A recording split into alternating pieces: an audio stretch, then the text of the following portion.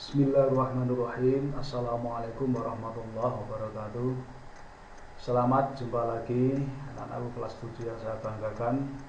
Mari kita lanjut pertemuan kita, yaitu membahas prakarya. Kalian langsung buka saja bab 4. Di sini kita akan membicarakan masalah budidaya tanaman sayuran. Budidaya adalah usaha yang dilakukan oleh seseorang dengan tujuan utama untuk memperoleh hasil atau keuntungan yang lebih banyak. Budidaya dapat dilakukan dalam segala hal atau segala bidang, dan termasuk di antaranya yang akan kita bahas adalah budidaya tanaman sayuran. Jadi intinya budidaya itu usaha untuk memperoleh hasil tambahan yang lebih besar.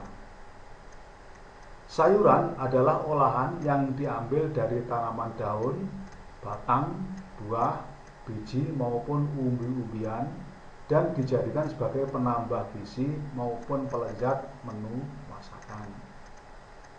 Jadi sayuran itu setiap hari kita mesti akan menjumpai dan kita akan mengkonsumsi. Dalam kebiasaan kita, kalau ibu kita mengolahkan nasi, biasanya mesti ada olahan sayuran. Ada sayuran. Sudah menjadi kebiasaan orang tua kita, jika masak nasi pasti ada juga olahan sayuran yang dimasak dalam berbagai macam rasa dan kebiasaan masing-masing. Artinya kebiasaan, ada yang memasak dengan cara menggunakan kuah bening, kuah kental yang menggunakan santan. Kemudian juga ada yang menggunakan minyak dengan cara dioseng-oseng, dan bahkan juga banyak yang tidak menggunakan kuah ataupun minyak, yaitu dengan cukup direbus ya, sehingga menjadi sayuran tawar.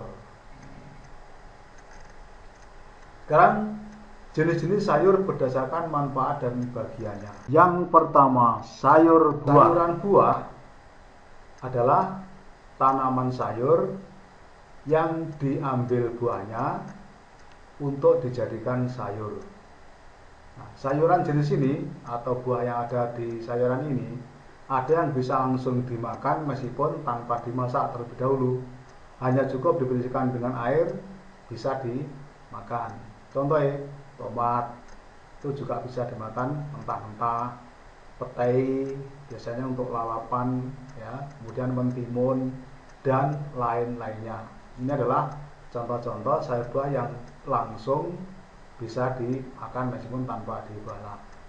Contoh-contoh lain sayuran yang harus dimasak itu seperti terong, pare, paprika, tomat, oyong atau gabas yang ngarani, lonceng, pepaya, nangka muda atau tewel, dan lain sebagainya. Ini adalah sayur-sayur buah yang biasa dikenal di setiap daerah.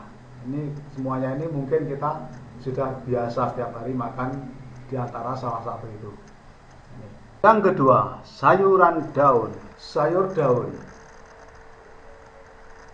Sayur daun adalah tanaman yang diambil daunnya untuk dijadikan sayur. Sayuran jenis daun juga ada yang bisa langsung dimakan meskipun tanpa dimasak terlebih dahulu. Hanya cukup dibersihkan dengan air yang bersih, yaitu biasanya untuk lalapan.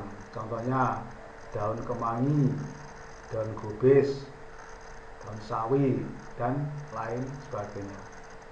Ini adalah sayur daun yang bisa dimakan langsung, baik dimasak maupun tanpa dimasak.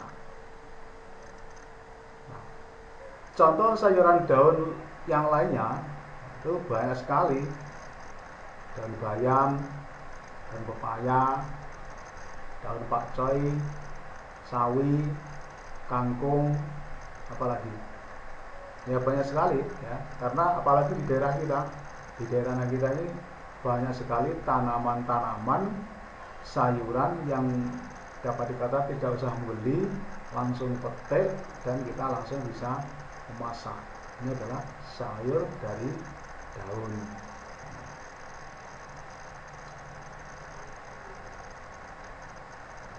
Yang ketiga, sayuran bunga. Sayur bunga. Sayur bunga adalah tanaman yang diambil bunganya untuk dijadikan sayuran. Contohnya apa? Contohnya banyak sekali. Kembang turi atau bunga turi, kemudian bunga kubis, jantung pisang tuane ontong, bunga pepaya, bunga paya, dan sebagainya. Nah, ini dapat kalian lihat contoh-contoh dari sayuran yang diambil dari bunganya. Yang keempat, sayuran batang. Sayur batang. Sayur batang adalah tanaman yang diambil batangnya yang masih muda untuk dijadikan sayuran. Dan biasanya batang ini diambil ketika masih muda. Karena apa? Kalau batangnya masih muda, itu memiliki tekstur yang renyah dan tidak terlalu keras, juga ada rasa lezatnya, sehingga mudah untuk dikunyah. Sebagai contoh, ini rebung. Rebung itu sudah barang tentu yang diambil adalah bambu yang masih muda. Coba kalau bambunya sudah tua, apa bisa dimasak? Nah, tidak bisa. Makanya untuk sayur jenis batang ini mesti diambil ketika batangnya masih muda. Sebagai contoh lagi, asparagus. Asparagus ini hampir mirip dengan bunga sedap malam. Jadi hampir mirip ya. Namun asparagus ini banyak terdapat di daerah kita juga banyak. Kemudian batang pepaya. Batang pepaya itu ternyata juga bisa digunakan sebagai sayuran. Tapi kalau daerah kita ini sudah jarang yang memasak batang pepaya. Kemudian batang pisang atau bahasa Jawanya debok. Debok pun ternyata bisa digunakan sebagai sayuran. Ada lagi batang pohon kelapa atau umbut. Biasanya yang diambil ketika orang menebang kelapa, biasanya yang ada di paling pucuk, ya, di antara daun-daun yang paling pucuk itu ada batang kelapa yang muda, itu bisa dimakan langsung, ya, rasanya manis, kemudian juga bisa dijadikan sebagai sayuran. Kelima, sayuran biji. Sayuran biji. Sayur biji adalah tanaman yang diambil bijinya. Biasanya sayur jenis ini banyak digunakan ketika masih muda. Ya, ada yang mengambil ketika bijinya sudah tua. Ini tergantung dari selera masing-masing. Contoh sayuran biji antara lain kacang panjang, kacang merah, dele, biji nangka yang sudah masak, teh, jengkol, dan masih banyak lagi sayur yang diambil bijinya. Jadi yang saya sebutkan ini adalah sayur biji yang setiap hari kita kenal. Yang keenam, sayuran umbi. Sayur umbi-umbian adalah tanaman yang diambil umbinya. Biasanya sayuran jenis ini banyak dimanfaatkan ketika umbi sudah tua. Contoh sayuran umbi antara lain singkong, kemudian umbi jalar, wortel, kentang, lobak, talas. Ada lagi lah di desa kita bote. Kenapa lagi?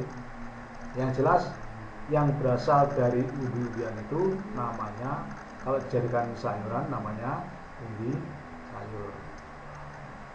Kalian bisa lihat pada gambar ini banyak sekali contoh-contoh sayur umbi-umbian. Yang ketujuh, sayuran umbi lapis. Selanjutnya umbi Kalau tadi umbi-umbian, sekarang umbi lapis. Apa bedanya dengan umbi yang tadi? Kalau umbi lapis ini adalah tanaman yang diambil umbinya podo sama. Biasanya memiliki lapisan-lapisan yang dapat dikemas setiap lapisannya.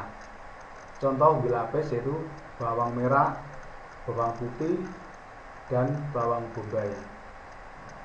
Sama-sama disebut dengan umbi, tetapi kalau yang ini namanya umbi lapis. Ini kan juga dijadikan sayur, bahkan wajib ada setiap hari bumbu atau sayur umbi lapis ini setiap hari di rumah wajib mesti ada. Kalau tidak ada ya harus ada, karena ini bumbu untuk pelezat masakan. Yang kedelapan, sayuran jamur. Jamur sudah barang tentu semuanya sudah mengenal dan bahkan semua sudah merasakan. Nah, jamur ini tidak dapat dikelompokkan seperti sayur-sayur di atas tadi. Karena apa? Karena jamur memang tidak memiliki bagian-bagian seperti daun, buah, bunga. Dan kebanyakan, hampir semua jamur ini keseluruhan dapat dimasak. Begitu dipetik, tidak usah disendirikan daunnya, kemudian batangnya, jadi langsung bisa dimasak. Makanya untuk sayur jamur ini tidak dapat dikelompokkan seperti sayur-sayur yang ada di atas tadi. Dari keseluruhan sayur tadi, kalian atau mungkin siapapun bisa untuk membudidayakan. Dengan cara gimana? Dengan cara melihat tutorial yang ada pada YouTube. Di situ banyak sekali teknik-teknik pertanian yang mungkin dapat dilakukan dan bisa mempercepat hasil atau mempercepat pertumbuhan.